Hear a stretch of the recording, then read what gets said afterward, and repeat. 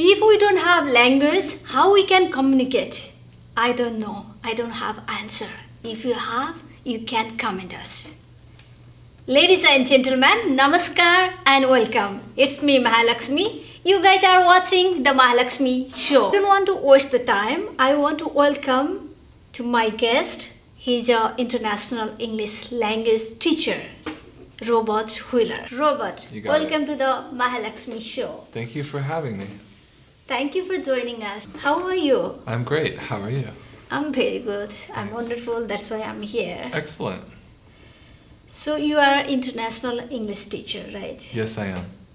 So what kind of challenge you are facing as an English teacher? The biggest challenge is motivation. Students feel like they can't learn English. And my job is to encourage them, help them feel good about learning English and encourage them, motivate them to try hard, and they have to believe that they will speak English eventually very well. Why do you choose the teaching English profession? I studied Spanish in college, and I met a professor who had traveled the world teaching English. So I wanted to do that too. I wanted to travel. For traveling, you choose Yes. the English profession. Yes. That's good. hmm So how many countries did you visit? I've been to 40 countries. Wow, 40. Four- My God. I also want to go. So, how many countries did you teach the English language? I taught English in South Korea, Iraq, and Jordan, and Puerto Rico. And while I was living in South Korea and Iraq, I would travel and stop in different places when I went and came back. So, what is the best way to teach the English language? The best way, I think, is through watching movies. Students can get a lot of vocabulary, pronunciation, and it's fun. So, how do you motivate your students? I come with very positive energy. I smile. I make learning fun. I tell them it's okay if they make a mistake, and then they don't feel bad. They feel more motivated. So, how long have you been teaching English language? I've been teaching for 13 years. 13 years. Yeah, 1-3. Teaching is like your professional or your hobby or what it is? Now it's my profession. I'm trying to do something different, but it has been my profession. Or you wanted to go other country, that's why you became an English teacher? Well, I think my real passion is travel. Oh, that is... So I would like to travel more, but maybe with a different purpose than teaching, but still have teaching as kind of a side job eventually. You are an English teacher, right? You went to the Yes. 40 country. This is Yes. not joke. Mhm. So how you can manage? I mean, like how you managed, like financially perspective, how you managed Well, as a teacher? yeah. So if you're fresh out of college, a lot of people go to Asia, and in Asia you can work. There's a lot of jobs, and you can save some money. After that, you can go to the Middle East, where people make more money, and then when you have a lot of savings, you can go to other countries that don't pay well, but the living is cheap, like South America. Oh, okay. So, like you are American, so you speak English. Whenever you visit there, you can teach English language, right? Yes. So, what is the process to get to be a teacher there? You have to have a bachelor's degree from the U.S.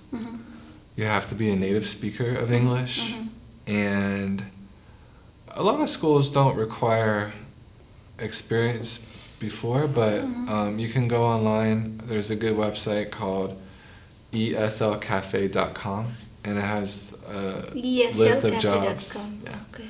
It has a long list of jobs Uh-huh. from a lot of countries in the world, even Nepal, from Russia to Japan, every country. Every country they need English language Yes. teacher. Mm-hmm. Wow. That's very good for American people. Yeah, it's a good way to travel. I was thinking about becoming, military. Uh-huh. But the advantage of being an English teacher is you have so much freedom. You can go everywhere. You can go wherever you want. You can taste different food, Yeah. You can see the different culture. Mm-hmm. That's Yes. really nice. So still you are teaching English language. Where do you teach English language? Now I teach at Embry-Riddle. It's in Daytona Beach. It's a university. University. Mm-hmm. So what kind of students do you have now? Now I have mostly Arabic, but we have Chinese, Russian, Angolan, many countries. So do they speak little bit English language or they don't speak at all? Well, I have one student. She came from Angola. The first day, she only spoke Portuguese.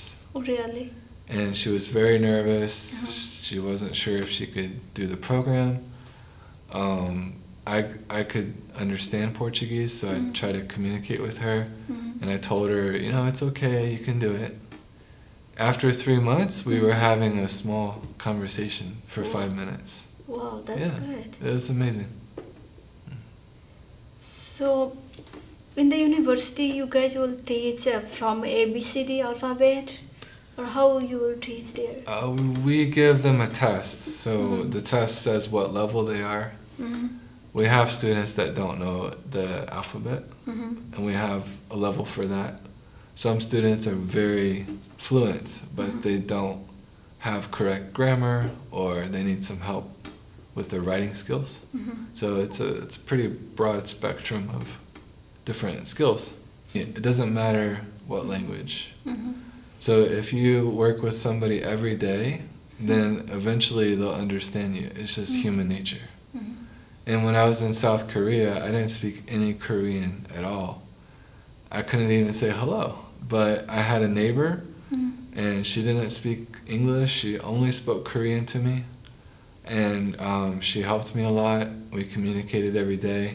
And after a few months, I could understand her when she spoke Korean to me. So how many languages do you speak? Spanish, and I used to speak Korean pretty well.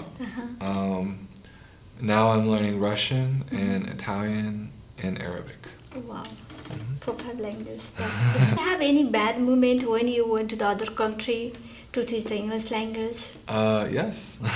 Can you share us? Well, I think my worst experience was in South Korea. So what kind of experience do you have? Well, the children at my school were very misbehaved. So what? So it was difficult for me to make them sit down. And they would do like pranks, like throw paper at me.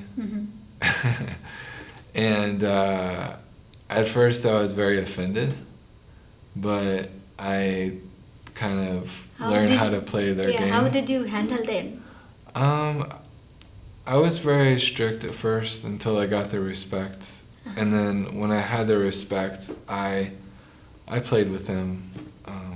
But they had to see that I was serious, because if they didn't see my serious, then... And being serious is, your face, like, don't do that, right? And when you do that, like, forcefully, I didn't do it now, but when you do that forcefully, then they stop.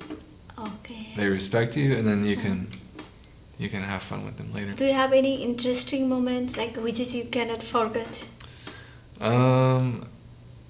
There have been many interesting moments. I think one of them was I had a motorbike in Iraq, and me and my friend, we went on a motorbike, and we went through the mountains, and we found this really small village. It was only 10 houses, and it was mountains. And it looked like, National Geographic, the magazine. It looked like a picture from that magazine. Like we felt like we were so far away from civilization. And a little girl, she was like 8, she came up to us and she said in perfect English, "Welcome to our village." Oh. And I was so surprised because we were in the middle of nowhere in Iraq.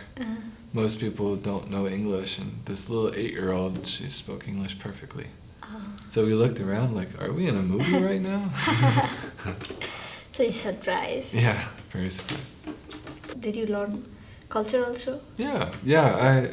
I love learning about cultures. And the great thing about teaching English is that people very openly share their culture, excitedly. I've had, barbecues with Brazilians. Saudi Arabians have shared their tea with me.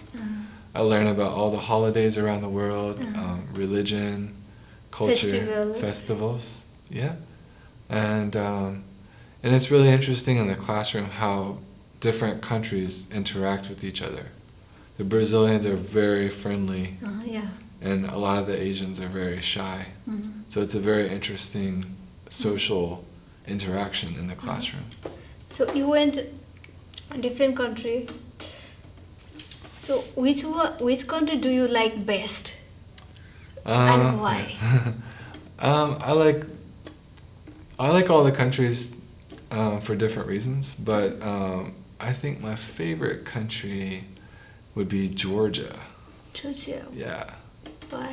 Georgia is it's a country that most people don't know, and the food, it's a very interesting mix of Russian and their local culture. They make their own wine.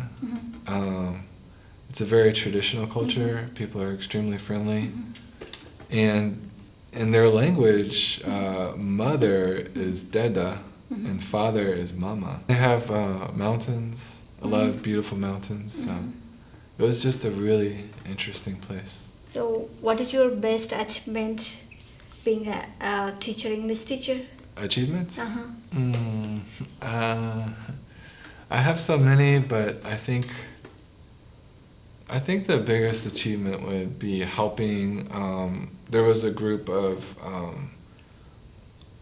ladies from Baghdad in Iraq, and they wanted to be lawyers.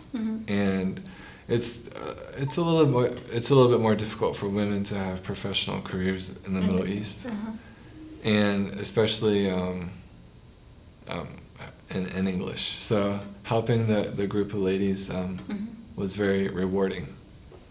I felt like it was a very unique experience. There's not many people that could help that group of people. So it felt like an achievement, yeah. If somebody doesn't have money, they come from other country, they came from this other country, how they can learn? Yeah, there's a lot of churches that give free English classes. The library gives English classes.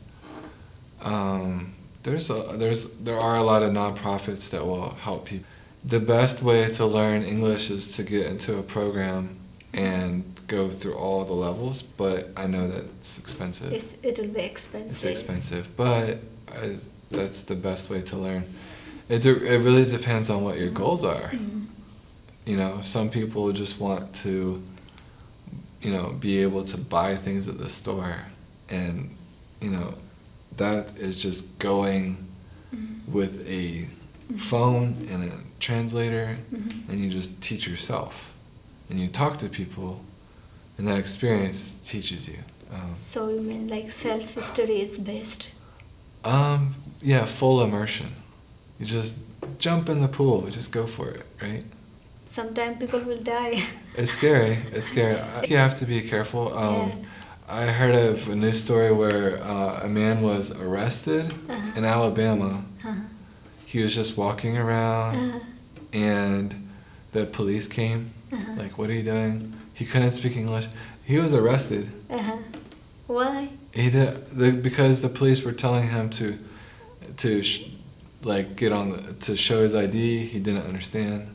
Wow. To get on the ground, he didn't understand. So you have to be careful. Try to stay in the areas with other international people until you feel comfortable, and then go out, venture out little by little outside your comfort zone. So if you don't know English language, you have to be very careful. Maybe Yeah. people thought you were a thief. They will call the Yeah, you should be police. careful. Should The be police, careful. the police here are not patient. Yes. So when you have the police, when you encounter the police, say, "I'm sorry, I don't speak English that well." Try to communicate. Make a friend too. Try to make some friends from America. If you don't know how to make a friend, just say, "Hey, can I buy you coffee?" And go to But- Starbucks and say, "Can I practice English with you? I'll buy you coffee."